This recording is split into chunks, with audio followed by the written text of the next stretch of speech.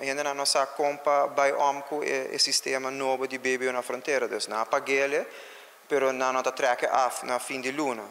Esse imita assim de roupa e klein bedrijf e middenbedrijf nan ting esse tem problema e que que passa também tá tem maneira medo também para não fazer fout.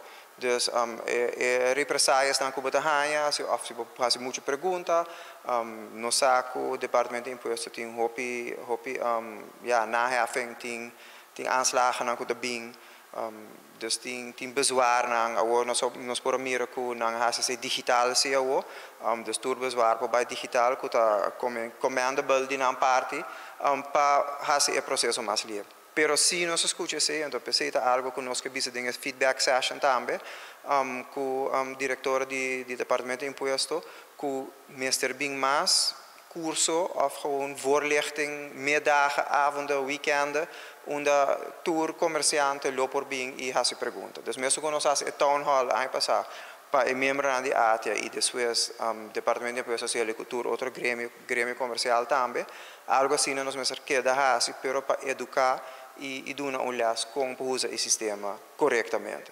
Nós por lá, bijvoorbeeld, com o curso de douana declarante, algo que a ATIA está junto com a aduana de Aruba e esta ajuda, essa que estava assumir é de 6 edição, normalmente de ongeveer 30 pessoas do mês, de qual 24 é aqui a slag.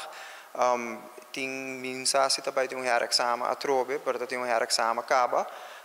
E botawak essa cono que por ajuda a economia de Aruba vai mais ali ajuda a compliance para a aduana e ajuda a aliviar o trabalho de Nambanda.